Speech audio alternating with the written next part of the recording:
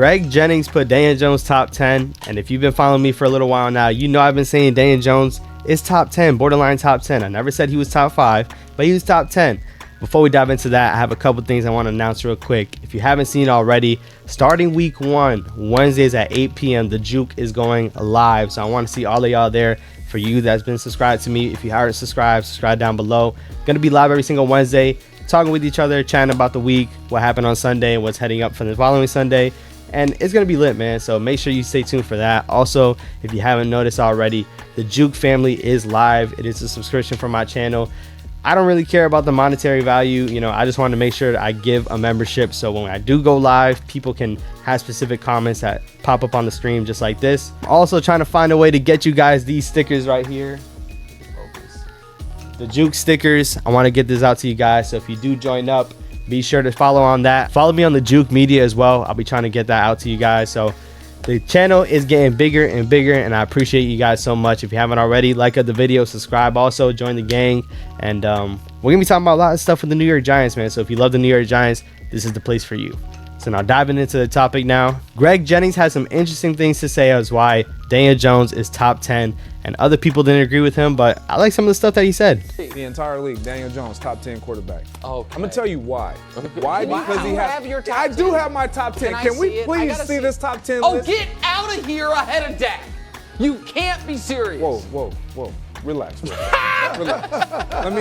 Let me go through my list. Nick Wright has been an activist against Daniel Jones for a very long time. So does it shock me that he's reacting that way? Not one bit. It really doesn't. But now something that I can make a note of is him reacting to Daniel Jones being better than Dak Prescott. I don't see why. I don't see the biggest fuss about it. Statistically wise, right? When you go to statistics, Daniel Jones didn't throw as many passing yards, didn't throw as many passing touchdowns. We've been through the ringer a lot of times, and I'm honestly kind of tired about talking about it. I want to see what's going to happen this upcoming season, but something that I can make note of is he didn't have the weapons like everybody else. I've been saying this for a very long time. Look at Dak Prescott's situation. That man has a top 5 offensive line. He has CeeDee Lamb, Michael Gallup, and also Kellen Moore was a top offensive coordinator in this league.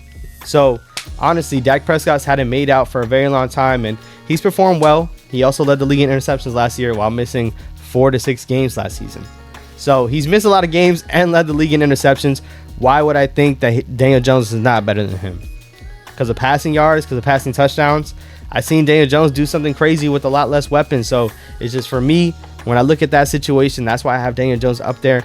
And when you put him in the top 10, you're leaving guys out like Kirk Cousins. You're leaving guys out like Jimmy Garoppolo. I've seen people rank Jimmy Garoppolo ahead of Daniel Jones. I think you put Daniel Jones in San Francisco, he probably would flourish. Like, he would do really good in San Francisco. Daniel Jones haven't had anything since he entered into the National Football League, and he's improved every single year. With his running ability and with his passing ability, it would be great to see him in the offense like that. And that's why this upcoming season, adding a Darren Waller, adding a Jalen Hyatt, adding a Paris Campbell, more premier players in these positions, I think Daniel Jones is only going to play better. So I'm excited to see what's going to happen with that. And I'm right there with Greg Jennings. Y'all let me know what y'all think down below. Do you think he's a top 10 quarterback? I mean, I think he definitely can be. And it's not really about projection. I've seen somewhere where someone was talking about not being about projection. It has to be about currently. And I'm not going to lie, currently, I think he's better than Matthew Stafford at this day and age. I don't think Kyler Murray is better than Daniel Jones at this day and age. That's just what it is, man. That's just what it is. I mean, y'all can say I'm tripping or I'm not. I made a couple of videos talking about Daniel Jones, so be sure to check those out as well. But that was a little subtopic. I wanted to talk about today. The Giants play their first preseason game. Preseason game 1 against the Lions, man. We did practice with them twice this week. It was open to the public, so certain people was able to go out there, catch a couple of videos. And there's a lot of intriguing things that I saw. I saw Dane Belton take someone's lunch money away from them. He straight up just took the ball from, I believe it was Montgomery, and ran the other way with it. It would have been a touchdown. So that was a crazy play in general. The defense also stood up a couple of times. And the biggest notable thing that happened this past week was the first practice, Daniel Jones didn't look good. So coming off of that practice, if we came off of that practice and I said he was top 10, everyone would probably kill me for it.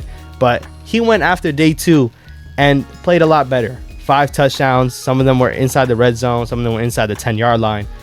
So I just don't want to overreact about practice. You know, I can say that our guys look good, and I think Daniel Jones has looked good all throughout the preseason, all throughout the training camp process, the offseason, all that good stuff. Daniel Jones has looked good. So I think it's terrible to overreact on one day of practice. Let's put up the Allen Iverson clip. We're talking about practice, man. I mean, how silly is that? So slow your roll. Just because he has one bad practice, I would love for him to just get rid of all his bad days in practice. Keep it all for the practice, so when it comes to the regular season, he doesn't throw as many interceptions or he doesn't have that many off days. And he was just uncharacteristically off that day. So I'm not really looking too much into that. The second day, they did play a lot better. They did a lot of better things. You've seen a Darius Slayton play, and great catch by him, but also a great throw.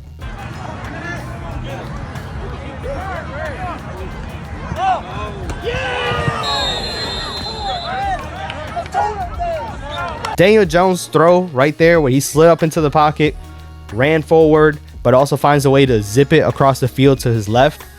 Man, if that was Patrick Mahomes, everybody would be geeking over it, like completely. So for Daniel Jones to make a play like that, once again, it is practice, but you love to see it because you want to see your guys play well. You want to see them perform well and show that they can show something in these games.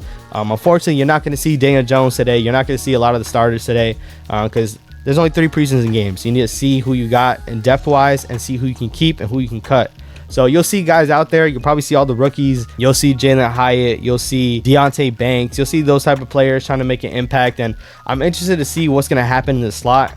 Cordell Flott as well as Darnay Holmes. What's going to happen with that situation? Because Darnay Holmes just gets cooked all the time. I'm looking to see if Cordell Flott can step up and try to take a role, man. I really need to see that happen because, once again, I don't want to see Darnay Holmes trot out there again.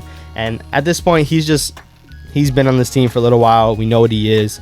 He's also a part of the last regime. So, you know, Joe Schoen has no ties to this guy. He didn't sign him. He didn't draft him.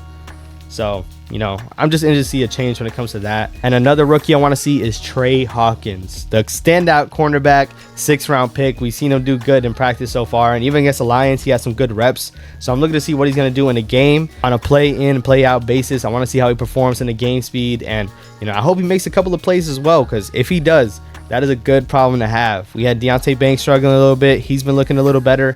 If we have a 6th-round pick pushing the agenda on a 1st-round pick, these guys are going to get better every single week. Those are my what to watch for in this game tonight. I'm going to go with the Giants getting the W. Once again, the preseason really doesn't matter. But, of course, I want to win. Last season, we almost got undefeated throughout the preseason. And believe it or not, I think that energy did carry into the regular season after winning week 1 and won like our first 4 games. So I'm excited for that. We won our first 3. Sorry. I'm excited for that, though. Y'all let me know how you feel down in the comments, man. What are your expectations for today? I will be making a recap video tomorrow, dropping about what happened on the preseason game and, you know, how everybody looked. So make sure you stay tuned for that. Once again, join the Juke family. I do have it down below. Stay out for the live streams. I'm going to be live streaming every single Wednesday as well. Week 1, before the Cowboys game, Saturday night, 8 p.m. I'll be live as well. I hope to see you guys there, man. Y'all let me know if you're going to be there, and I'll catch you on the next one. I got more videos to the left. Peace.